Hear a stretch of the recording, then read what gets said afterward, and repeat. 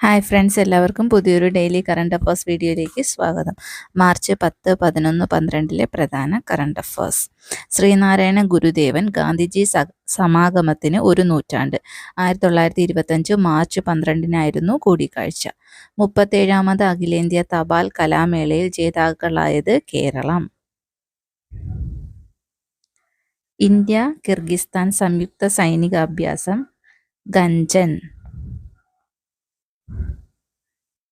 ഇന്ത്യയുടെ 58ാം കടുവാ സങ്കേതമായി പ്രഖ്യാപിക്കപ്പെട്ടത് മധ്യപ്രദേശിലെ മാധവ് ദേശീയോദ്യാനം. കാനഡയുടെ പുതിയ പ്രധാനമന്ത്രി മാർക്ക് കാർണി.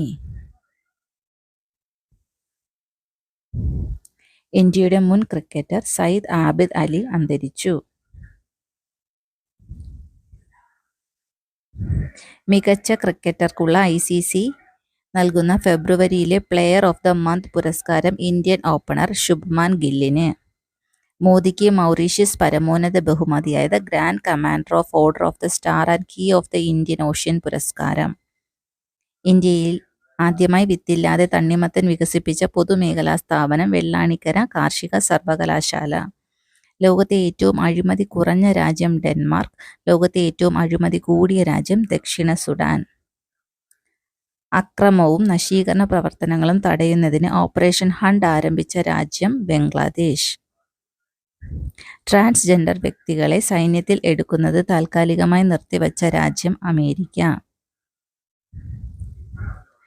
5 ഭൂഖണ്ഡങ്ങളെ ബന്ധിപ്പിച്ച് സമുദ്രാന്തര കേബിൾ നെറ്റ്വർക്ക് ഒരുക്കാൻ പ്രോജക്ട് വാട്ടർ വർത്ത് പ്രഖ്യാപിച്ച കമ്പനി മെറ്റ. കേരളത്തിൽ നിന്നുള്ള ആദ്യത്തെ ദേശീയ വനിതാ ജൂഡോ റഫറി ജയശ്രീ. പ്രതിരോധ ഇടപാടുകൾ വിപുലീകരിക്കുന്നതിനായി F-35 വിമാനം ഇന്ത്യക്ക് നൽകിയ രാജ്യം അമേരിക്ക. പുരപ്പുറ സോളാറിൽ രാജ്യത്തെ ഏറ്റവും മുന്നിലെത്തിയ സംസ്ഥാനം കേരളം. കടമ്മനിട്ട പുരസ്കാരം ഡോക്ടർ M ലീലാവതിക്ക്. P ഭാസ്കരൻ പുരസ്കാരം P ജയചന്ദ്രന്.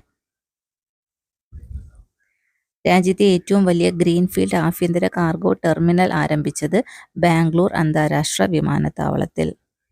ഇതുപോലുള്ള ഡെയിലി കറണ്ട് അഫേഴ്സ് വീഡിയോകൾക്ക് ഈ ചാനൽ സബ്സ്ക്രൈബ് ചെയ്യുക. Please like, share and comment. Thank you.